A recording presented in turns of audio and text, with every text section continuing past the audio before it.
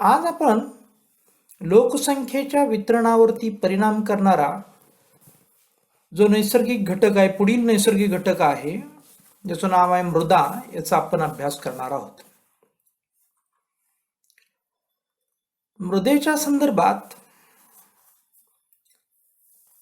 आपण नित्य परिचित असणारा शब्द माती हाही वापरतो. माती व माता दोन्हीही आपणास अन्न पुरवठा करतात. माती ही अन्नाची निर्मिती करते, तर माता ही ते अन्न आपणास भरवते. म्हणजे आपल्या माते इतकेच महत्व मातीला आहे. माती फक्त आपलेच उदरभरण करते असं नाही, तर सर्व सजीवांचं उदरभरण करते.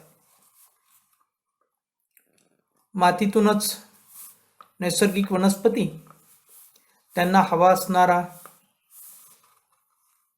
जे काही अन्न निर्मितीसाठी पोषक असणारा घटक घेतात आणि सूर्यप्रकाशाच्या पाण्याच्या साह्यानं आपलं अन्न तयार करतात आणि त्या अन्नावरती इतर शाकाहारी व मांसाहारी प्राणी आपल्याला अवलंबून असलेले पाहायला मिळतात. थोडक्यात की अन्न पुरवठा, मग ती वनस्पती असो, प्राणी असतील, पक्षी असतील किंवा सूक्ष्मजीव असतील, सर्वांचा जे काही वनस्पती, प्राणी, सूक्ष्मजीव सर्वांचा एकच स्रोत म्हणजे मृदा, किंवा मृदापासून आपल्याला अन्नाची निर्मिती होते आणि तिथून आपल्याला आवश्यक असणारे पोषक घटक मिळतात. म्हणून या मातीला मातेसमान दर्जा देणं अत्यंत आवश्यक आहे. ही जी काही माती किंवा मृदा कशी तयार होते, अनेक वर्षांचा कालावधी या ठिकाणी अपेक्षित आहे. उदाहरणार्थ आपण पाहतो की लाखो वर्ष बाह्यकारकांच्या माऱ्यामुळं, तर बाह्यकारक कोणती आपल्याला परिचित आहेत?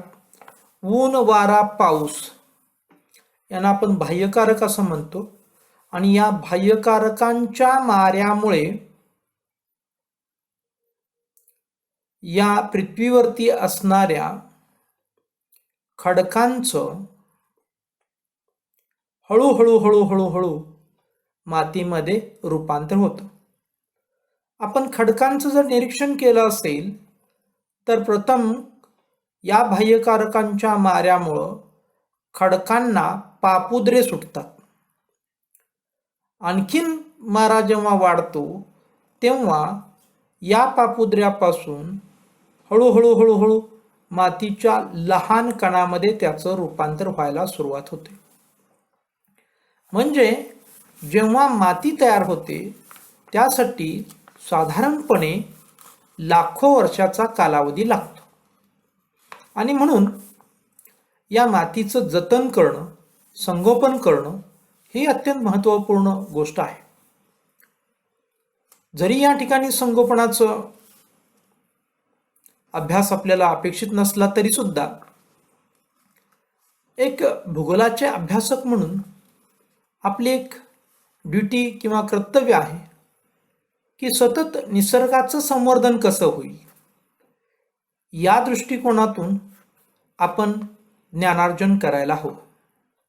आणि हा दृष्टिकोन विकसित झाला तरच खऱ्या अर्थानं निसर्गाचं संवर्धन होईल. अन्यथा आपण पाहतच आहोत की प्रत्येक नैसर्गिक घटकामध्ये आपल्याला अपग्रेडेशन किंवा त्याची वाहताहत झालेली, बोली भाषांमध्ये आपल्या म्हणू, किंवा त्याचा ऱ्हास झालेला आपल्याला पाहायला मिळतो. मग ती नैसर्गिक वनस्पती असेल, माती असेल, हवामान असेल. तुम्हाला हवामानासंदर्भात काय ऱ्हास होईल की हवेचं प्रदूषण होईल. असं प्रत्येक नैसर्गिक घटकामध्ये मानव या क्रियाशील घटकामुळं किंवा लोभी स्वार्थी घटकामुळं याच्यामध्ये बदल झालेला पाहायला मिळतो. आणि म्हणून याचा ऱ्हास थांबवण्यासाठी आपल्याला संवर्धनाची जाणीव असणं अत्यंत आवश्यक आहे. आणि म्हणून आपण प्रत्येक जेव्हा जेव्हा आपल्याला संधी मिळते तेव्हा तेव्हा याची जाणीव करून देण्याचा प्रयत्न आम्ही प्राध्यापक करीत असतो. आणि आपणही अत्यंत गंभीरपणे याच्यावरती चिंतन करावं, मनन करावं आणि निसर्गाचा समतोल राखण्यासाठी, निसर्गाचं संवर्धन करण्यासाठी आपण तत्पर राहावं अशी धारणा आमची आहे. आणि त्यामध्ये आपण कुठेही कमी पडणार नाही अशी आम्हाला खात्री वाटते. तर या मातीचं संवर्धन करण्यासाठी आपण काही विस्तृत असा अभ्यास नाही करणार, परंतु काही महत्त्वपूर्ण गोष्टी की या मातीवरती असणारं नैसर्गिक वनस्पतींचं आच्छादन, मग ते वृक्ष असतील किंवा गवताळ कुरणं असतील किंवा आपली असणारी शेती असेल, याचं जर आच्छादन राहिलं तर निश्चितपणे मातीची धूप होणार नाही किंवा मातीचा ऱ्हास होणार नाही. मातीचा ऱ्हास होतं म्हणजे प्रामुख्याने धूप होते. धूप होते म्हणजे काय होतं की माती वाहून निघून जाते. हे ओहोळ, ओढा, नाला, नदी मार्फत ही हळूहळू माती समुद्राला जाऊन मिळते. आणि आपल्या जमिनी काय होतात की मातीशिवाय खडकाळ किंवा मातीशिवाय ओस पडलेल्या आपल्याला पाहायला मिळतात. आणि मग त्या ठिकाणी त्या जमिनीची जी काही पोषण क्षमता आहे ती पोषण क्षमता उत्तम राहत नाही. म्हणून आपण मातीची धूप थांबवणं म्हणजेच मातीचं संवर्धन करणं अत्यंत आवश्यक आहे. आणि त्यासाठी वनस्पतींचं आच्छादन महत्त्वपूर्ण गोष्ट ठरते. दुसरी महत्त्वपूर्ण गोष्ट की पाणी अडवा पाणी जिरवा ही सुद्धा जी काही आपली पाण्याच्या संदर्भात, पाण्याच्या संवर्धनासंदर्भात आपण उपाययोजना राबवतो, तो उपाय किंवा ती योजना या मृदेच्या धूप आहे ही धूप थांबवण्यामध्ये सुद्धा मदत करते. की ठिकठिकाणी आपण पाणी अडवल्यामुळं त्या ठिकाणी काय होईल की माती सुद्धा अडवणूक होईल. आणि त्या ठिकाणचा गाळ आपण, जसं की आपण एखाद्या ओढ्यावरती आपण छोटासा डॅम टाकला किंवा नदीवरती मोठा आपण पाणी अडवलं, तर त्या असणाऱ्या तळ्यातून, डॅममधून, सरोवरमधून किंवा नदीपात्रातून आपण ओढ्याच्या पात्रातून वेळोवेळी आपण गाळ उपसा करू शकतो आणि पुन्हा आपल्या जमिनीमध्ये ती माती आपण भरू शकतो. परंतु कोणत्याही परिस्थितीत ही माती समुद्राला जाऊन मिळता कामा नये असा आपण प्रयत्न केला पाहिजे. इतरही अनेक उपाययोजना आहेत, परंतु वेळेचा अपव्यय टाळून आपण मुख्य आपल्या विषयाकडे आपण वळूया की या मातीचा लोकसंख्येच्या वितरणावरती कसा परिणाम होतो. हा आपण आपला मुख्य विषय या ठिकाणी आहे. की साधारणपणे आपल्याला पाहायला मिळतं की नद्यांच्या खोऱ्यात सुपीक गाळाची जमीन असते आणि या सुपीक गाळाच्या जमिनीमध्ये आपल्याला मोठ्या प्रमाणात पाहायला मिळतं की त्या ठिकाणी लोकसंख्येचं केंद्रीकरण झालेलं पाहायला मिळतं. साधारणपणे पहा की मानवी जीवनाचा मूलाधार म्हणून या मृदेकडे पाहावं लागतं, कारण मानवाची अन्न ही गरज आणि पशुपक्ष्यांची अन्न ही गरज जमिनीतूनच पूर्ण होत असते. मुळं आपण पाहतो की ज्या ठिकाणी कृषीचा विकास होतो आणि कृषीचा विकास हा साधारणपणे उत्तम प्रकारच्या मातीमध्ये होतो, त्या ठिकाणी आपल्याला कृषीवरती प्रक्रिया करणारे अनेक उद्योग आपल्याला त्या ठिकाणी वाढीस लागलेले पाहायला मिळतात आणि त्या ठिकाणी लोकसंख्येचं केंद्रीकरण झालेलं पाहायला मिळतं. साधारणपणे असं आकडेवारी सांगते की जगाच्या 50% पेक्षा जास्त लोक आपल्याला शेती व्यवसायामध्ये गुंतलेले पाहायला मिळतात किंवा शेती करताना पाहायला मिळतात पहा. आणि म्हणून की ज्या ठिकाणी माती उत्तम त्या ठिकाणी लोकसंख्येचं केंद्रीकरण झालेलं आपल्याला पाहायला मिळतं पहा. या संदर्भात पहा आपल्याला नद्यांची असणारी जी काही मैदान आहेत, त्रिभुज प्रदेश आहेत, यांचं उदाहरण आपल्याला सांगता येईल. याशिवाय भारतात गंगेचं किंवा यमुनेचं पुराचं मैदान या ठिकाणी अत्यंत गाळाची जमीन आहे.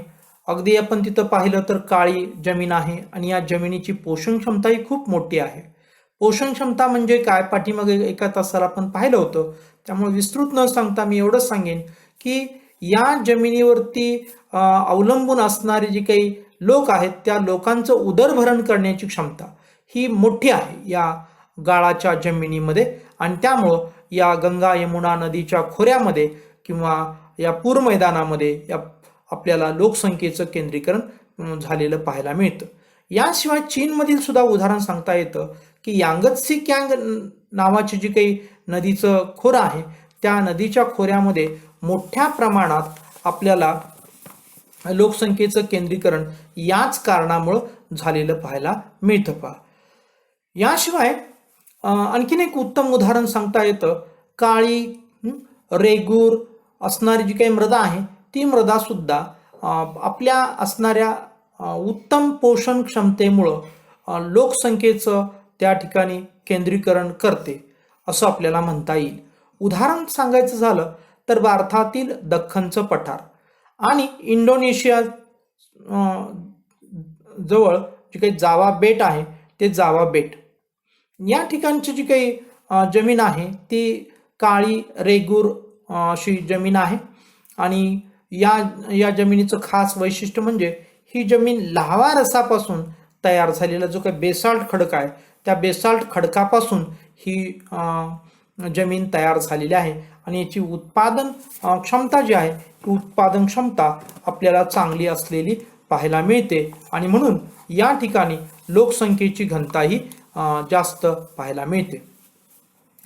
परंतु सर्वच ठिकाणी आपल्याला पृथ्वीच्या सर्वच भूभागावरती चांगली उत्तम पोषण क्षमता असणारी जमीन उपलब्ध असते असं नाही. काही ठिकाणी अपवादात्मक परिस्थिती असते आणि त्या ठिकाणी जमीन उत्तम प्रकारची असत नाहीये. उदाहरणार्थ डोंगराळ प्रदेशातील मृदा. डोंगराळ प्रदेशातील जी मृदा असते ती मुरमाड असते, खडकाळ असते आणि काही ठिकाणी तर मग जांभा प्रकारची सुद्धा असते. आणि या जमिनीमध्ये आपल्याला जी काही शेतीचे उत्पादन आहे हे उत्पादन कमी मिळतं. तर काही ठिकाणी जमीन ही वालुकामय असते, म्हणजे त्या जमिनीमध्ये वाळूचं प्रमाण अधिक असतं आणि त्यामुळं त्या ठिकाणी आपल्याला उत्पादन क्षमता कमी असल्यामुळं लोकसंख्येची काही घनता आहे ती लोकसंख्येची घनता आपल्याला कमी असलेली पाहायला मिळते पहा. यानंतर आपण पहा बर्फाच्छादित थिजलेली मृदा. बर्फाच्छादित थिजलेली मृदा हा एक भाग आहे की त्या ठिकाणची जी काही मृदा आहे ती शेतीस योग्य अशी मृदा नसते आणि त्यामुळं आपल्याला पाहायला मिळतं की या ठिकाणची जमीन शेतीला योग्य असत नाही. पाठीमागच्याही क्लासमध्ये मी एकदा तुम्हाला सांगितलं होतं की या ठिकाणची जमीन थिजलेली असते म्हणजे काय की अत्यंत शीत हवामानामुळं त्या ठिकाणचं जे काही तापमान आहे हे तापमान 0°C खाली गेलेलं असतं आणि त्यामुळं त्या ठिकाणी जमीन ही गोठलेली असते, त्याच्यावरती बर्फाचं आच्छादन असतं आणि त्या ठिकाणी जमिनीची मशागत करणं अवघड होऊन जातं. काही वेळा आपल्याला असं पाहायला मिळतं की त्या ठिकाणी जमीन खुदाई करणं सुद्धा अवघड होऊन जातं. जशी बर्फाची लादी असते ती बर्फाची लादी आपल्याला खंजर आणि हातोड्यानं फोडावी लागते, तशा प्रकारची ही जमीन थिजलेली असते, गोठलेली असते आणि त्या सभोवतालच्या प्रदेशाचं तापमानही कमी असतं आणि म्हणूनच त्या ठिकाणी लोकसंख्येची घनता जी आहे ही लोकसंख्येची घनता अत्यंत कमी असलेली आपल्याला पाहायला मिळते पहा. हे एक उदाहरण आहे की ज्या ठिकाणी आपल्याला असं अपवादात्मक परिस्थितीमध्ये की जमीन असून सुद्धा किंवा माती असून सुद्धा की त्या ठिकाणी आपल्याला काय पाहायला मिळत नाही की चांगल्या प्रकारे शेतीचा विकास करता येत नाहीये आणि म्हणून या ठिकाणी लोकसंख्येची जी काही घनता आहे ही घनता अत्यंत विरळ असलेली पाहायला मिळते पहा. यानंतर पहा, लोकसंख्येच्या वितरणावर परिणाम करणारा जो दुसरा पुढचा घटक आहे, त्या घटकाचं नाव आहे पहा, की नैसर्गिक वनस्पती. नैसर्गिक वनस्पती अत्यंत महत्त्वपूर्ण आहेत आणि नैसर्गिक वनस्पती जर आपण त्यांचं संवर्धन केलं तरच या पृथ्वीचं असणारं जे काही चैतन्य आहे, पृथ्वी जी काही आपण सजीव आहे असं म्हणतो, तो पृथ्वीचा सजीवपणा टिकून राहणार आहे. अन्यथा अनेक अशा समस्या निर्माण होऊ शकतात. या ठिकाणी नैसर्गिक वनस्पतींच्या संदर्भात आपण प्रथम पाहिलं पाहिजे की ह्या आपल्याला कशा उपयोगी आहेत आणि मग त्याचा उपयोग समजल्यानंतर आपोआपच त्या ठिकाणी लोकसंख्येचं केंद्रीकरण का होतं किंवा संपूर्णच सजीवसृष्टीचं त्या ठिकाणी केंद्रीकरण का होतं याची उत्तरं आपल्याला प्राप्त झाल्याशिवाय राहणार नाहीत असं या ठिकाणी आपण म्हणू शकतो. पहा, आता काय उपयोग आपण सांगाल की आपण आतापर्यंत अनेक वेळा आपण या संदर्भात आपण अभ्यास केलेला आहे, तरी सुद्धा पुन्हा हा मुद्दा आलेला आहे म्हणून आपण याच्यावरती अधिक प्रकाश टाकण्याचा प्रयत्न आपण करणार आहोत. उदाहरणार्थ पहा की उपयोगामध्ये आपण प्रत्यक्ष उपयोगमध्ये आपला अन्न पुरवठा, वनस्पती ही आपल्याला अन्न पुरवठा करते. आपण पाहतो की वनस्पतीमध्ये असणारे जे काही घटक आहेत, उदाहरणार्थ वनस्पतीचं असणारं जे काही फळं आहेत, ही फळं आपल्याला अन्न म्हणून उपयोगी पडतात. किंवा आपण जी काही शेती करतो ती शेतीसुद्धा एक वनस्पतीच आहे आणि त्या वनस्पतीमधून आपल्याला जे काही अन्न मिळतं, कडधान्य मिळतात, त्यापासून आपल्या मानवाचा उदरनिर्वाह होतो. किंवा आपल्याला कंदमुळं मिळतात, उदाहरणार्थ आपण रताळ म्हणतो किंवा बटाटा म्हणतो. ही जी काही आपल्याला कंदमुळं आहेत, ही कंदमुळं सुद्धा आपल्याला अन्न म्हणून उपयोगी पडतात. याशिवाय सुद्धा इतर अनेक गोष्टी असतात, त्या गोष्टी आपल्याला प्रत्यक्ष अन्न म्हणून उपयोगी पडतात. पहा, जसं की वनस्पतीचा पाला सुद्धा आपण पालेभाजी म्हणून आहारामध्ये आपण सेवन करू शकतो, घेऊ शकतो. आणि मोठ्या प्रमाणात आपल्याला ऊर्जा पुरवणारी, सजीवांना ऊर्जा पुरवणारी वनस्पती ही एकमेव स्रोत आहे किंवा मार्ग आहे. वनस्पती सूर्यप्रकाश, पाणी आणि जमिनीतून आवश्यक असणारे घटक यांच्या साह्यानं स्वतःला लागणारं अन्न जे आहे हे स्वतः तयार करते आणि यालाच आपण प्रकाश संश्लेषण प्रक्रिया असं म्हणतो. आणि ही प्रकाश संश्लेषण प्रक्रियेतूनच वनस्पती आपल्याला काय करते, अन्न पुरवते. अगोदर स्वतःच लागणारं अन्न निर्माण करते, त्यातून त्या वनस्पतीची वाढ होते आणि नंतर मग आपल्याला त्याचा पुरवठा होतो. म्हणजे प्रत्यक्षरित्या अन्न पुरवठा करणारी ही नैसर्गिक वनस्पती महत्त्वपूर्ण भूमिका निभावते असं आपण म्हणू शकतो. आपण असं नेहमीच म्हणतो की या पृथ्वीवरती जी काही ऊर्जा आहे ती ऊर्जा 99% ही ऊर्जा आपल्या सौर शक्तीपासून किंवा सोलर एनर्जी असं आपण म्हणतो पासून आपल्याला मिळते. तर ही सौरशक्तीपासून मिळते, तर त्याचं माध्यम मात्र वनस्पती बनते. आपण उन्हात उभा राहिलोय आणि आपली भूक भागली आणि आपल्याला आवश्यक असणारी एनर्जी मिळाली असं होत नाहीये.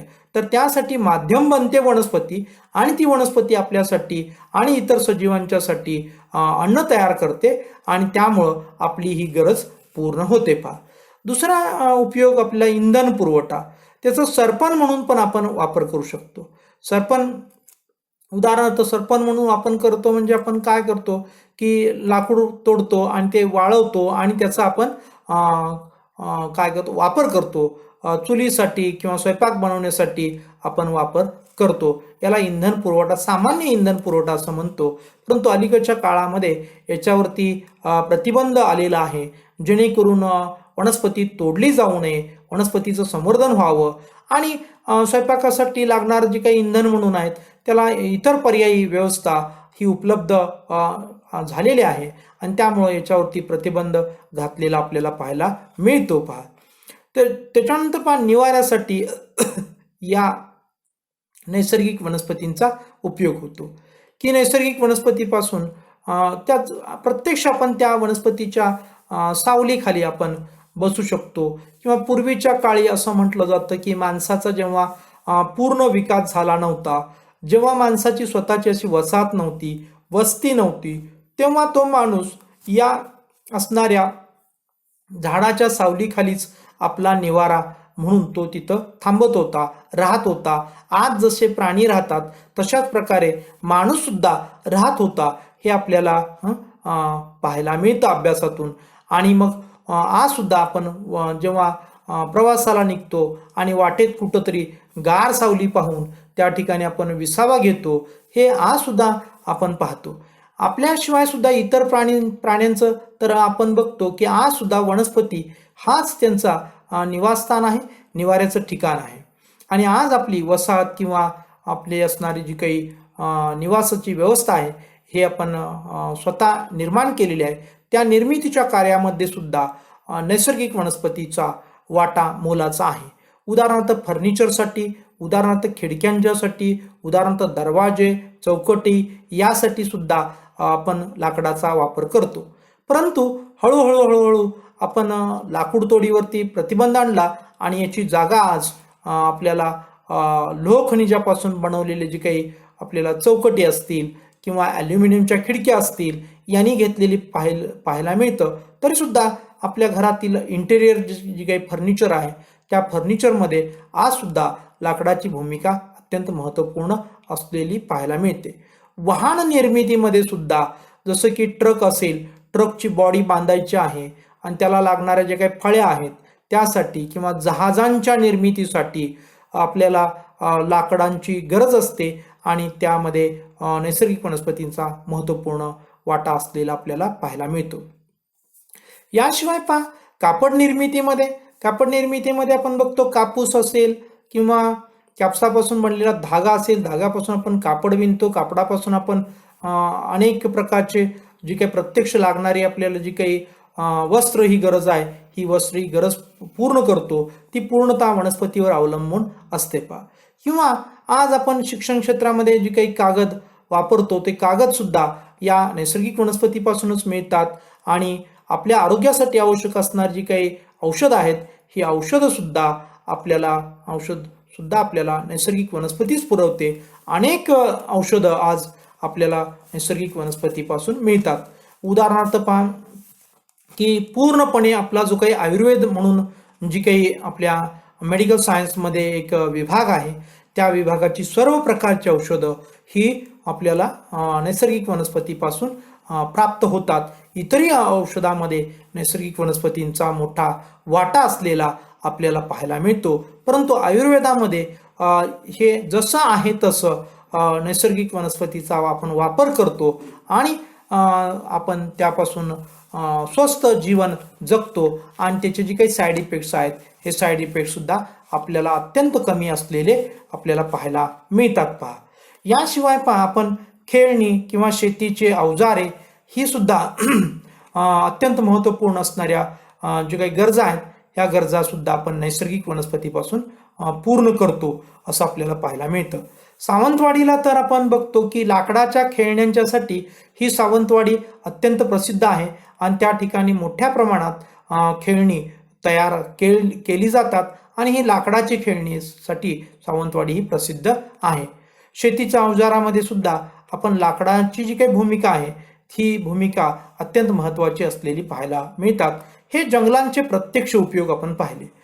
अप्रत्यक्ष उपयोगामध्ये नैसर्गिक वनस्पतीमुळं या पर्यावरणाचं संतुलन होतं. ही गोष्ट अत्यंत महत्त्वपूर्ण गोष्ट साध्य केली जाते ती नैसर्गिक वनस्पतीमुळेच. की जसं प्राण्यांना किंवा सजीवांना आवश्यक असणारं तापमान, आवश्यक असणारं पर्जन्य, आवश्यक असणारं अन्न, आवश्यक असणारा निवारा, याला आपण काय म्हटलेलं आहे, भौगोलिक परिस्थिती असं म्हटलेलं आहे. तर भौगोलिक परिस्थिती अनुकूल असणं किंवा नसणं हे नैसर्गिक वनस्पतीवरती अवलंबून आहे. म्हणजे सजीवांच्या जीवन जगण्यासाठी जी काही पोषक परिस्थिती आहे, ही पोषक परिस्थिती नैसर्गिक वनस्पतीवरच अवलंबून आहे असं या ठिकाणी आपण ग्राह्य धरलं पाहिजे आणि ही नैसर्गिक परिस्थिती जर अनुकूल असेल तरच त्या ठिकाणी मानवी जीवन आणि इतर सजीव सृष्टी आपल्याला सुखानं, समाधानानं, आनंदानं एकत्रितपणे नांदताना पाहायला मिळते. अन्यथा त्या ठिकाणी सगळं ओसाड, उजाड, वाळवंटमय असं जीवन आपल्याला पाहायला मिळतं, की जिथं कोणी असत नाही, फक्त प्रचंड उष्णता, प्रचंड थंडी आणि नैसर्गिक हवामानाचा विषमपणा एवढंच आपल्याला पाहायला मिळतं. पहा, दुसरा अप्रत्यक्ष जो काही आपल्याला लाभ होतो नैसर्गिक वनस्पतींचा, तो म्हणजे आपण जे काही प्रदूषण करतोय त्या प्रदूषणाचं जे काही विशेषतः आपण त्याला काय म्हणूया की प्रदूषण कमी करण्याचं काम नैसर्गिक वनस्पती करतात. कधी कधी आपण त्याला असंही म्हणतो की हवा शुद्धीकरणाच्या गाळण्या, चाळण्या, गिरण्या असं आपण म्हणतो. ते अगदी अत्यंत बरोबर अशी उपमा आपण दिलेली आहे की हवेचं शुद्धीकरण करण्याचं काम सुद्धा नैसर्गिक वनस्पती करत असते. आणि नैसर्गिक वनस्पती दुसरी महत्त्वपूर्ण गोष्ट करते ती म्हणजे काय की सजीवांना लागणारा ऑक्सिजनचा पुरवठा नैसर्गिक वनस्पती करते. हे सगळे जे काही उपयोग आहेत याला आपण अप्रत्यक्ष उपयोग असं म्हणतो. इतरही अनेक उपयोग आहेत, परंतु वेळेच्या अभावी आपण थोडक्यात आपल्याला नैसर्गिक वनस्पतीचं महत्त्व लक्षात आणून देण्यासाठी एवढं पुरेसं आहे. यानंतर आपण ओळूया की लोकसंख्येचं जे काही वितरणावरती परिणाम करणारे जे काही घटक आहेत या घटकांच्या भाग म्हणून प्रत्यक्ष काय नैसर्गिक वनस्पती परिणाम करते हे आपण पाहूया. नैसर्गिक वनस्पती साधारणपणे 3 प्रकारच्या आहेत ढोबळपणे. एक सदाहरित वनस्पती, पानझडीची वनस्पती किंवा खुरट्या काटेरी वनस्पती, किंवा याच वनस्पतींच्या नावावरूनही अरण्य असा शब्द लावला तर जंगलांचे प्रकारही तयार होतात. जसे की सदाहरित अरण्य, पानझडीचे अरण्य, खुरट्या व काटेरी वनस्पतींचे अरण्य वगैरे वगैरे असंही आपण म्हणू शकतो. तर हे जे काही प्रकार आपण वनस्पतीचे पाहतो हे साधारणपणे आपल्याला वनस्पतींचे प्रकार पर्जन्याच्या वितरणावरती पाहायला मिळतात. की ज्या ठिकाणी 200 सेंटीमीटरपेक्षा जास्त पाऊस पडतो त्या ठिकाणी आपल्याला वनस्पती ही सदाहरित वनस्पती पाहायला मिळते. आणि ज्या ठिकाणी 100 ते 200 सेंटीमीटरच्या दरम्यान पर्जन्यवृष्टी होते त्या ठिकाणी आपल्याला पानझडीची अरण्य पाहायला मिळतात. आणि अधिक कमी असणारं पर्जन्य म्हणजे ज्याला आपण साधारणपणे 100 सेंटीमीटरपेक्षा कमी पर्जन्य आणि त्या असतो त्या ठिकाणी आपल्याला काटेरी वनस्पती पाहायला मिळतात. आणि अधिकच विरळ असं पर्जन्य असेल तर तिथं अधिकच खुरटी झुडपं आपल्याला पाहायला मिळतात. हे साधारणपणे पर्जन्यावरती आधारित वनस्पती आपल्याला पाहायला मिळतात. तर मी म्हणालो की याचवरून आपल्याला काही पाहायला मिळतं की जंगलांचेही प्रकार पाहायला मिळतात. साधारणपणे आपण अरण्याचे प्रकार करताना आपण उष्णकटिबंधीय अरण्य आणि समशीतोष्ण कटिबंधीय अरण्य असं आपण काय करतो की अरण्यांचे प्रकार करतो. आता उष्णकटिबंधीय अरण्यामध्ये कोणते प्रकारची जंगले येतात तर विषुवृत्तीय सदाहरित वने आणि मोसमी वने ही आपल्याला तिथं उष्णकटिबंधीय अरण्याची जंगलं किंवा वनं म्हणून ओळखली जातात. तर या विषुवृत्तीय सदाहरित वनांच्या मध्ये कोणती जंगलं किंवा कोणता प्रदेश येतो साधारणपणे आपण नामोल्लेख केलेला आहे पाठीमागं की आफ्रिकेतील कांगो नदीचं खोरं आणि दक्षिण अमेरिकेतील अमेझॉन नदीचं खोरं या 2 नद्यांच्या खोऱ्यामध्ये जी काही नैसर्गिक वनस्पती आहे ती नैसर्गिक वनस्पती विषुवृत्तीय सदाहरित वनांच्या प्रकारची आहे किंवा विषुवृत्तीय सदाहरित वनस्पती आहे असं आपण म्हणू शकतो. आणि या प्रदेशाचं वर्णनही आपण पाठीमागं केलेलं आहे. आणि त्यामुळं हे नाव घेतल्याबरोबरच तुमच्या लक्षात आलं असेल की या ठिकाणी लोकसंख्येची घनताही कमी असलेली आपल्याला पाहायला मिळते. आणि दुसरे जे काही उष्णकटिबंधीय अरण्यामध्ये दुसरा जो प्रकार येतो त्याला मोसमी वने असं आपण म्हणतो. ही मोसमी वने साधारणपणे भारतातील घाट माथ्यावरती किंवा हिमालयीन पर्वत रांगांच्या मध्ये जी काही वनस्पती आढळते ती मोसमी वने म्हणून आपण त्यांना ओळखतो आणि त्यांना आपण नामकरण असं केलेलं आहे. आणि या ठिकाणी सुद्धा लोकसंख्येची घनताही कमी आपल्याला पाहायला मिळते. त्याच्यानंतर पहा की आपण बघतो की दुसरा जो प्रकार आहे तो प्रकार म्हणजे समशीतोष्ण कटिबंधीय वने. समशीतोष्ण कटिबंधीय वनांच्या मध्ये समशीतोष्ण पानझडीची वने आणि सूचीपर्णी किंवा तैगा वने असं आपण म्हणतो. साधारणपणे ही जी काही वनं आहेत, या वनांचं जे काही लाकूड आहे हे लाकूड फर्निचरसाठी अत्यंत उपयुक्त असतं. समशीतोष्ण कटिबंधातील जे काही लाकूड आहे वनस्पतीचं, कारण हे लाकूड अत्यंत मऊ असतं आणि त्यापासून आपण सहज फर्निचर करू शकतो. सहज त्या लाकडाला योग्य तो आकार देऊन आपण मूर्त्या किंवा खेळणी किंवा इतर वस्तू आपण तयार करू शकतो. आणि म्हणून या ठिकाणचं लाकूड हे अत्यंत उपयुक्त मानलं जातं आणि या ठिकाणी मोठ्या प्रमाणात याच कारणामुळं वृक्षतोड होते. तरीसुद्धा काही देश वृक्षतोडीस जे काही कठोर असे पायबंद घालताना आणि ते जे काही नियम आहेत ते नियम व्यवस्थितरित्या राबवताना आपल्याला पाहायला मिळतात. आणि त्यामुळं आजही त्या ठिकाणी या जंगलांचं संवर्धन होतं. तर काही देशामध्ये फक्त नियम कागदावरतीच असतात आणि मग जंगलं हळूहळू गायब होतात आणि मग तिथं फॉरेस्ट असं नकाशावरती लिहिलं असतं, परंतु प्रत्यक्ष त्या जमिनीवरती आपण जेव्हा जातो तेव्हा त्या ठिकाणी आपल्याला तिथं जंगल दिसत नाही. अशी परिस्थिती आपल्याला कधी कधी पाहायला मिळते. त्याच्या पाठीमागचं हे कारण आहे पहा. तर या ठिकाणी सुद्धा लोकसंख्येची जी काही घनता आहे ही लोकसंख्येची घनता अत्यंत विरळ किंवा लोकसंख्येची घनता कमी असलेली पाहायला मिळते पहा. यानंतर जंगलांच्या नंतर नैसर्गिक वनस्पतीमध्ये गवताळ प्रदेश असा आपल्याला उल्लेख करावा लागतो. आणि गवताळ प्रदेशाच्या बाबतीत असं म्हणावं लागतं की नैसर्गिक वनस्पतींच्या पेक्षा अधिक चांगली लोकसंख्येची घनता या ठिकाणी पाहायला मिळते. किंवा असंही दुसऱ्या शब्दात असं म्हणू की जंगलांच्या पेक्षा अधिक जास्त घनता लोकसंख्येची घनता गवताळ प्रदेशामध्ये आपल्याला पाहायला मिळते. याचं कारण की त्या ठिकाणी पशुपालन व्यवसाय हा चालतो आणि या पशुपालन व्यवसायामुळं या ठिकाणी अर्थार्जन चांगलं होतं, लोकांच्या हातामध्ये पैसा येतो आणि या पैशामुळं त्या ठिकाणी आपल्याला काय पाहायला मिळतं की लोकांचं जीवन सुखकर झालेलं पाहायला मिळतं पहा.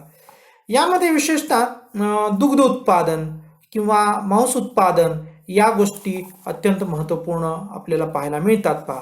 मग उष्ण कटिबंधीय गवताळ प्रदेशापेक्षा समशीतोष्ण कटिबंधीय गवताळ प्रदेशामध्ये लोकसंख्येची घनता ही जास्त असलेली आपल्याला पाहायला मिळते पहा. आणि विशेषतः या बऱ्याच ठिकाणी ज्या ठिकाणी शेती होते त्या ठिकाणी पशुपालन हा जो व्यवसाय आहे हा व्यवसाय दुय्यम व्यवसाय म्हणून केला जातो असं आपल्याला पाहायला मिळतं पहा. याच्यानंतर आहेत वाळवंटी वनस्पती. वाळवंटी वनस्पती अर्थातच या वाळवंटी वनस्पती म्हणजे अत्यंत खुरट्या वनस्पती आहेत किंवा काटेरी वनस्पती आहेत. त्या खुरट्या काटेरी का आहेत हेही आपल्याला माहिती आहे की त्या ठिकाणी पाणी हे कमी असतं आणि पाणी कमी असल्यामुळं जर वनस्पतीचं पान मोठं असेल तर त्या ठिकाणी त्या पानामार्फत जे काही बाष्पीभवन होतो पाण्याचं वनस्पतीपासून जे काही पाणी सोडलं जातं ते मोठ्या प्रमाणात सोडलं जातं. परंतु जर वनस्पतीची पानं जर लहान असतील तर त्यातून जे काही पाण्याचं उत्सर्जन आहे ते उत्सर्जन कमी होतं. आणि म्हणूनच वाळवंटी प्रदेशामधील जी काही वनस्पती असते ती वनस्पती काटे अधिक असतात, पानं लहान लहान असतात आणि त्या लहान लहान पानं असण्याच्या पाठीमागचं कारण हे एकच आहे की पाण्याचं उत्सर्जन कमी व्हावं आणि त्या वनस्पतीचं जतन व्हावं, पोषण व्हावं. अशा ज्या काही खुरट्या वनस्पती असतात, काटेरी वनस्पती असतात, अर्थात त्या नावच आपण दिलं आहे की वाळवंटी वनस्पती आणि मग त्या ठिकाणी लोकसंख्या निश्चितपणे कमी असणार आहे. अशा प्रकारे नैसर्गिक वनस्पतीचा लोकसंख्येच्या वितरणावरती परिणाम झालेला आपल्याला पाहायला मिळतो. आपल्यासमोर जे काही 3 प्रकार आपण बघितले की वन किंवा जंगल असं म्हटलं, गवताळ प्रदेश, वाळवंटी वनस्पती आपण म्हटलं, तर त्याच्यामध्ये फक्त गवताळ प्रदेशामध्येच लोकसंख्येची घनता आपल्याला इतर 2 प्रकारापेक्षा अधिक असलेली आपल्याला पाहायला मिळते पहा. पुढचा जो लोकसंख्येच्या वितरणावर परिणाम करणारा घटक आहे त्याचं नाव आहे खनिजे व ऊर्जा साधन संपत्ती. यामध्ये पहा की धातू खनिजे व ऊर्जा खनिजे असे आपण भाग करू शकतो.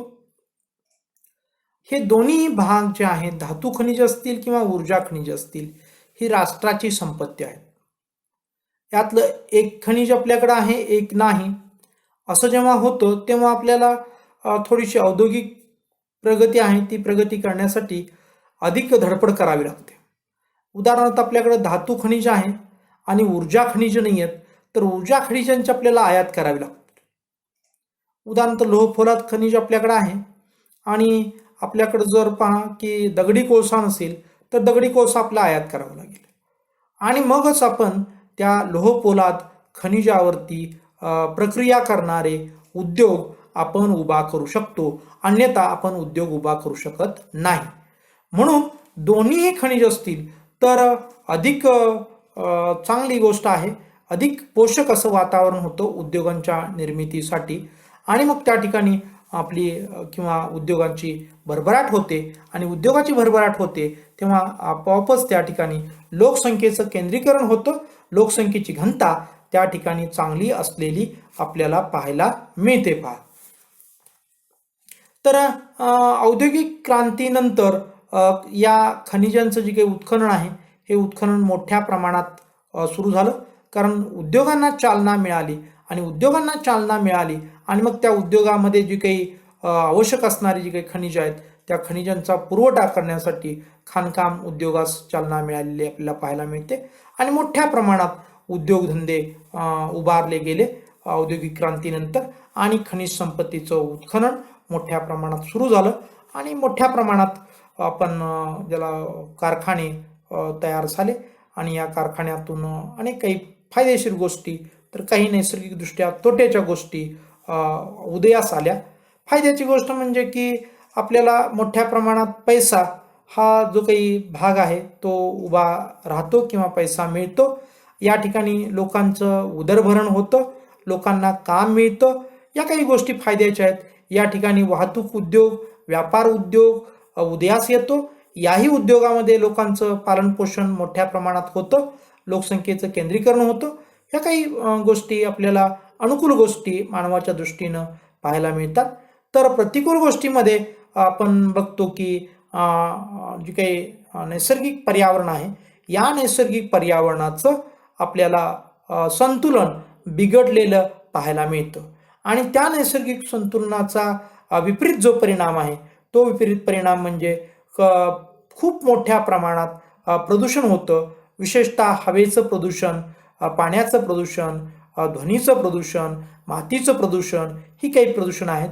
इतरही काही प्रदूषणाचा अभ्यास करणारे तज्ज्ञ लोक आहेत की संस्कृतीचं प्रदूषण असेही काही प्रदूषणाचे प्रकार केले जातात आणि ते सर्व मानवी संस्कृतीच हानिकारक आहेत.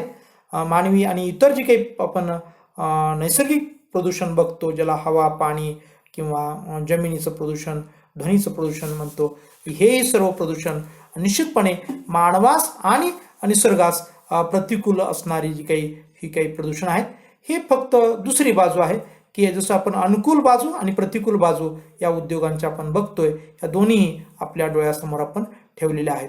तरीसुद्धा की जेव्हापासून औद्योगिक क्रांती झाली तेव्हापासून आपण लोकसंख्येच्या दृष्टिकोनातून म्हटलं तर त्या ठिकाणी लोकसंख्येचं केंद्रीकरण मोठ्या प्रमाणात झालेलं आपल्याला पाहायला मिळतं. पहा, अनुकूल गोष्टी, अनुकूल गोष्टी म्हणजे काय? आता अनुकूल प्रदेशातील खनिज व ऊर्जा साधन संपत्ती. जर प्रदेश अनुकूल असेल तर त्या ठिकाणी मग सोन्याहून पिवळं असं म्हणूया. खनिजाच्या बाबतीत असं म्हटलं जातं की प्रदेश अनुकूल असू दे अगर नसू दे लोक त्या ठिकाणी जाणारच. कारण मी आत्ताच तुम्हाला सांगितलं की उद्योगाचा त्या ठिकाणी महत्त्वपूर्ण भूमिका जी आहे ती खनिजावरती अवलंबून आहे आणि खनिज मग जिथं असतील तिथं लोक जायला तयार आहेत. कारण उद्योगामुळं काय होतं की मोठ्या प्रमाणात लोकांचा विकास होतो, लोकांचं पोषण होतं आणि त्या ठिकाणी मोठ्या प्रमाणात लोकसंख्येचं केंद्रीकरण होतं. म्हणून अनुकूल असू दे अगर प्रतिकूल असू दे त्या ठिकाणी लोकसंख्येची घनता ही आपल्याला दाट असलेली पाहायला मिळते. तरीसुद्धा आपण अनुकूल भागातील अगोदर माहिती बघूया. अनुकूल प्रदेशातील खनिज व ऊर्जा साधन संपत्ती. उदाहरणार्थ पहा की युरोपमध्ये की ज्या भागामध्ये लोह खनिज सापडतं व दगडी कोळसा सापडतो या ठिकाणी लोह खनिज हे खनिज आहे, लोह हे खनिज आहे, तर दगडी कोळसा ही ऊर्जा साधन संपदा आहे. तर हे ज्या ठिकाणी सापडतं युरोपमध्ये, त्या भागामध्ये आपल्याला दाट लोकवस्ती आपल्याला पाहायला मिळते आणि त्या उद्योगामध्ये अनेक लोक काम करतानाही आपल्याला पाहायला मिळतं. अशाच प्रकारची परिस्थिती रशियामध्ये सुद्धा पाहायला मिळते की लोह पोलाद उद्योग जो आहे तो त्या ठिकाणी युरोपसारखाच रशियामध्येही मोठ्या प्रमाणात लोह खनिज व दगडी कोळसा ज्या भागात सापडतो त्या भागामध्ये उभा राहिलेला पाहायला मिळतो आणि त्या ठिकाणी लोकसंख्येची जी काही घनता आहे ही घनता दाट असलेली पाहायला मिळते. भारतातलं उदाहरण द्यायचं झालं तर भारतामध्ये बिहार व पश्चिम बंगालचा जो भाग आहे या ठिकाणी आपल्याला लोह खनिज सापडतं, शिवाय दगडी कोळसाही सापडतो आणि यावरती आधारित या ठिकाणी लोह पोलाद शुद्धीकरण उद्योग आणि लोह पोलाद निर्मिती उद्योग असे उभा राहिलेले आपल्याला पाहायला मिळतात.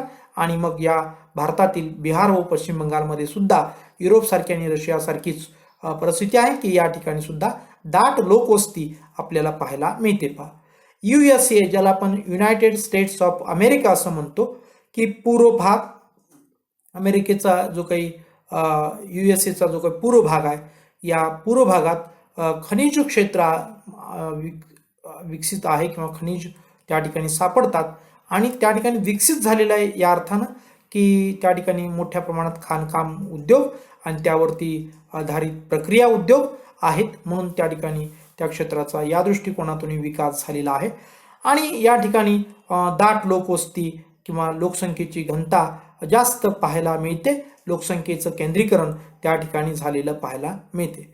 म्हणजे हे जे काही आपण प्रदेश पाहिले, उदाहरणं पाहिली, युरोप, रशिया, भारत, USA या ठिकाणी अनुकूल परिस्थिती आहे आणि अनुकूल परिस्थिती असल्यामुळं अर्थातच त्या ठिकाणी लोकसंख्येची घनता मोठ्या प्रमाणात आहे असं आपण म्हणू शकतो.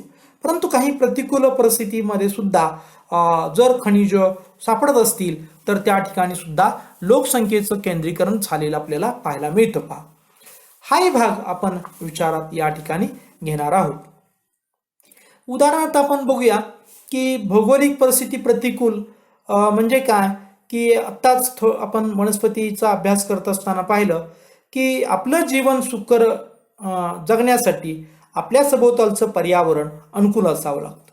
म्हणजेच आपल्या ज्या काही गरजा आहेत, अन्न, वस्त्र, निवारा आणि इतर जे काही शुद्ध हवा, शुद्ध पाणी ही सुद्धा महत्त्वपूर्ण गरज आज झालेली आहे आणि मूलभूत गरज म्हणून त्याचा समावेश त्याच्यामध्ये झालेला आपल्याला पाहायला मिळतो. आणि ह्या मूलभूत गरजा जर आपल्या सहज सभोवतालची परिस्थिती पूर्ण करत असेल तर त्याला अनुकूल प्रदेश किंवा अनुकूल अशी नैसर्गिक परिस्थिती असं आपण म्हणतो.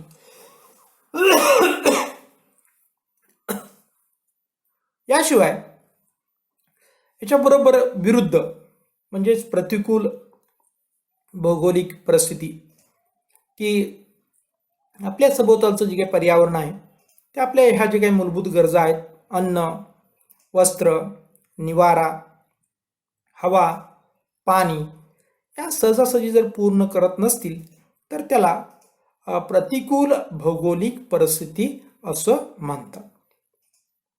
तर प्रतिकूल भौगोलिक परिस्थितीमध्ये सुद्धा लोक वसाहत करून आहेत, त्या ठिकाणी लोकसंख्येचं केंद्रीकरण आहे, याच्या पाठीमागं महत्त्वपूर्ण खनिज त्या ठिकाणी सापडतात. उदाहरण आपण बघूया पश्चिम ऑस्ट्रेलियाचा वाळवंटी भाग. या वाळवंटी, आता नावच आहे पश्चिम ऑस्ट्रेलियाचा वाळवंटी भाग. या वाळवंटामध्ये पाणी नाही, वनस्पती नाही किंवा आपलं अन्न सहजासहजी माणसाचं तिथं उपलब्ध होत नाही. निवारा, जर पाणी असेल, अन्न असेल तरच माणूस त्या ठिकाणी निवारा करणार आहे, त्यामुळे निवाऱ्याचा तर काही प्रश्नच नाही आहे. निवाऱ्यास आवश्यक असणाऱ्या गोष्टी तिथं सहजासहजी उपलब्ध नाही आहेत. अशी जी काही प्रतिकूल भौगोलिक परिस्थिती आहे. परंतु या ठिकाणी एक महत्त्वपूर्ण खनिज सापडतं आणि ते म्हणजे सोने. आणि त्या सोन्यामुळं त्या ठिकाणी सोनं आपल्याला म्हटलं की आता सध्याची परिस्थिती तर तुम्हाला आठवते की सोन्याचे दर प्रचंड मोठ्या प्रमाणात वाढत आहेत. जसं ही कोरोनाची जी काही महामारीची परिस्थिती उद्भवली आणि जगातील सर्वच देशांचे जे काही शेअर मार्केट आहेत हे शेअर मार्केट ढासळले आणि ह्या सर्व शेअर मार्केटमधील जो पैसा आहे तो मोठ्या प्रमाणात सोन्याकडं एक महत्त्वपूर्ण गुंतवणूक म्हणून आणि हमीपूर्ण गुंतवणूक म्हणून सोन्याकडं पाहिलं जाऊ लागलं आणि लोक मोठ्या प्रमाणात सोन्यामध्ये गुंतवणूक करू लागले आणि सोन्याचा दर आज आपल्याला गगनाला भिडलेला पाहायला मिळतो. तुम्हा आम्हासारख्या सामान्य लोकांच्या आवाक्याच्या बाहेर सोन्याचे दर पोहोचलेले आपल्याला पाहायला मिळतं. असं हे जे काही सोनं आहे हे सोनं साधारणपणे मोठ्या प्रमाणात उपलब्ध आहे ते पश्चिम ऑस्ट्रेलियाच्या वाळवंटामध्ये. मग त्या ठिकाणची जी काही केंद्रसुद्धा प्रसिद्ध आहेत. कालगुर्ली व कुलगार्डी ही 2 केंद्र आहेत. पुन्हा एकदा कालगुर्ली व कुलगार्डी अशी ही जी 2 केंद्र आहेत ही 2 केंद्र किंवा शहरं म्हणा या ठिकाणी लोकसंख्येचं केंद्रीकरण झालेलं पाहायला मिळतात. कारण या ठिकाणी सोन्याच्या खणी आहेत आणि म्हणून प्रचंड त्या ठिकाणी संख्येनं लोक त्या ठिकाणी पाहायला मिळतात आणि त्यांना लागणारं जे काही पाणी आहे ते कित्येक किलोमीटर लांबून पाणी, कित्येक किलोमीटर लांबून त्यांना लागणारं अन्न, त्यासाठीची रस्त्यांची निर्मिती त्या ठिकाणी केलेली पाहायला मिळते आणि या ठिकाणी लोकसंख्येचं केंद्रीकरण झालेलं पाहायला मिळतं. दुसरे उदाहरण आहे आफ्रिकेचं उदाहरण. आफ्रिकेमध्ये जोहान्सबर्गचा जो काही परिसर आहे त्या परिसरामध्ये सोने किंवा हिरे हा धातू जे आहेत किंवा ही जी काही खनिजं आहेत ही खनिजं मोठ्या प्रमाणात उपलब्ध आहेत. या ठिकाणची जर भौगोलिक परिस्थिती जर आपण पाहिली तर प्रतिकूल भौगोलिक परिस्थितीच आहे. ऑस्ट्रेलियासारखीच इथंही प्रतिकूल भौगोलिक परिस्थितीच आहे. मात्र या ठिकाणी वाळवंट भाग नाही आहे परंतु नैसर्गिक वनस्पती दाट आहे आणि त्या ठिकाणची परिस्थिती मानवी जीवन जगण्यास अनुकूल नाही आहे तरी सुद्धा त्या ठिकाणी लोकसंख्येचं केंद्रीकरण झालेलं पाहायला मिळतं. पुढचं उदाहरण आहे दक्षिण अमेरिकेचं उदाहरण. दक्षिण अमेरिकेच्या चिली देशामध्ये तांबे व नायट्रेट ही 2 महत्त्वपूर्ण खनिजं सापडतात आणि म्हणून तिथं जी काही परिस्थिती आहे ही परिस्थिती प्रतिकूल भौगोलिक परिस्थिती असून सुद्धा त्या ठिकाणी मोठ्या प्रमाणात लोकसंख्येचं केंद्रीकरण झालेलं आपल्याला पाहायला मिळतं. आणि याच्यानंतरचं जे उदाहरण आहे ते उदाहरण कॅनडाचं उदाहरण आपल्याला पाहायला मिळतं. आता जी उदाहरण आपण बघितले, वाळवंटाचं उदाहरण बघितलं किंवा नैसर्गिक वनस्पती आहेत परंतु त्या प्रतिकूल असणारी परिस्थिती आपण पाहिलं तर कॅनडाचं उदाहरण जे आहे हे शीत वाळवंटी प्रदेश म्हणून आपण त्याच्याकडे बघू शकता किंवा त्याला शीत कटिबंध म्हणून आपण ही बघू शकता. आणि या कॅनडामध्ये खूप थंडी आहे. जे काही हवामान आहे हे हवामान प्रतिकूल आहे आणि थंड हवामानामध्ये माणूस त्या ठिकाणी काही फारसा प्रगती करू शकत नाहीये अशी परिस्थिती आहे. तरी सुद्धा या ठिकाणी जे काही खनिज सापडतं ते अत्यंत महत्त्वपूर्ण खनिज आहे. उदाहरणार्थ सोनं हे आताच मी तुम्हाला सांगितल्याप्रमाणे अत्यंत महत्त्वपूर्ण खनिज आजकाल झालेलं आहे आणि या ठिकाणी म्हणून लोकसंख्येचं केंद्रीकरण मोठ्या प्रमाणात झालेलं आहे. दुसरं खनिज जे आहे ते युरेनियम. आता युरेनियम हे खनिज तुम्ही ऐकून असाल की साधारणपणे यापासून आपल्याला अणुऊर्जा निर्मितीमध्ये याचा जो काही रोल आहे हा रोल अत्यंत महत्त्वपूर्ण रोल असल्यामुळं हे खनिज सुद्धा आजकाल चांगला भाव घेतं आणि जगामध्ये याला सुद्धा खूप मागणी आहे आणि म्हणून या ठिकाणी लोकसंख्येचं केंद्रीकरण झालेलं पाहायला मिळतं.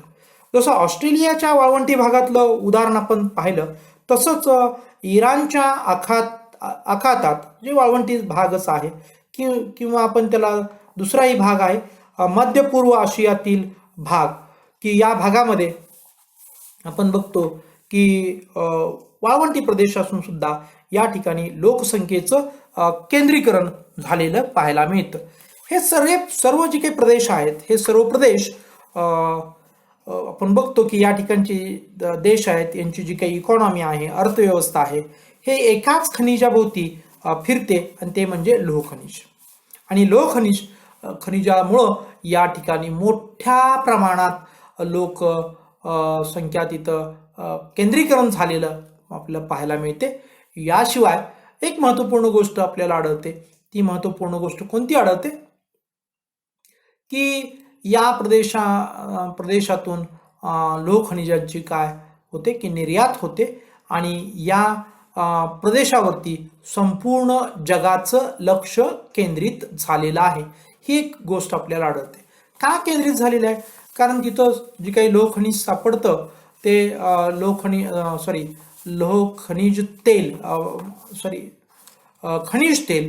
खनिज तेल सापडतं आणि ते खनिज तेलाला मागणी खूप मोठ्या प्रमाणात आहे. आणि या खनिज तेलामुळं विशेषतः वाहनांची असणारी इंधन ही गरज आहे ही पूर्ण होते. त्याच्यापासून आपण पेट्रोल किंवा डिझेल किंवा रॉकेल किंवा इतर ज्याला ऑइल म्हणतो किंवा ग्रीस म्हणतो, इतर काही प्रॉडक्ट आपण तयार करतो. हे सर्व प्रक्रिया उद्योगसुद्धा त्या ठिकाणी आपल्याला पाहायला मिळतात की खनिज तेलावरती प्रक्रिया करणारे उद्योग तिथं आपल्याला बघायला मिळतात. पहा, हे काही उदाहरणं आपल्याला देता येतात की ज्या ठिकाणी आपल्याला यामुळं लोकसंख्येचं केंद्रीकरण झालेलं पाहायला मिळतं. पहा, आणखीन एक महत्त्वपूर्ण गोष्ट की प्रतिकूल परिस्थिती असणारं क्षेत्र आहे ते म्हणजे अंटार्क्टिका. अंटार्क्टिका खंड हे पूर्णपणे मित्रांनो निर्जन आहे. तिथं कोणताही देश नाही आहे किंवा कोणत्याही प्रकारचे लोक नाही आहेत, परंतु तिथं जगामध्ये जे काही इतर सर्व देश आहेत त्या सर्व देशातील असणारे जे काही तज्ज्ञ मंडळी आहेत, तुमच्यासारखे अभ्यासू लोक आहेत, हे सर्व अभ्यासू लोक तिथं जातात, अभ्यास करतात. कोणी पर्यावरणाचा अभ्यास करतं, कोणी त्या ठिकाणी खनिज तेलाचं संशोधन, कोणी आपल्याला त्या ठिकाणी खनिज तेलच महत्त्वपूर्ण आहे असं नाही आहे, इतरही काही खनिज जसं की सोने, चांदी, युरेनियम, प्लॅटिनियम अनेक इत्यादी इत्यादी महत्त्वपूर्ण खनिज तिथं आहेत का, त्यांचा साठा कुठं आहे, कसा आहे, किती मोठ्या प्रमाणात उपलब्ध आहे, या सर्व गोष्टींचा अभ्यास त्या ठिकाणी आपल्याला सुरू आहे किंवा इथून लोक जातात, प्रत्येक देशातून जातात, भारतातून जातात असं नाही, तिथं जातात आणि तिथं संशोधन करतात. अलीकडच्या काळात तर सर्व प्रगतशील देशांच्या संशोधन टीम त्या ठिकाणी कायमस्वरूपी वास्तव्य करून आहेत आणि हळूहळू भविष्य काळामध्ये या अंटार्क्टिकावरचा हा प्रदेश आमचा, तो प्रदेश तुमचा, यावरून वादविवाद झाला तर नवल वाटायला नको, यावरून युद्ध झालं तर नवल वाटायला नको, कारण तिथं खनिजाच्या शोधामध्ये लोक तिथं थांबलेले आहेत, संशोधक तिथं थांबलेले आहेत आणि जिथं खनिज सापडतील तिथं प्रत्येक राष्ट्र दावा करणार आहे आणि तिथंही बळी तो कानपिळी या तत्वानुसार युद्ध सदृश्य परिस्थिती भविष्य काळामध्ये निर्माण होऊ शकते. तर अशा लोकसंख्येच्या वितरणावरती परिणाम करणारा लोह खनिज किंवा ऊर्जा साधन संपत्ती हा महत्त्वपूर्ण घटक आपण विस्तृत या ठिकाणी अभ्यासलेला आहे. या ठिकाणी आपण थांबूया मित्रांनो. धन्यवाद.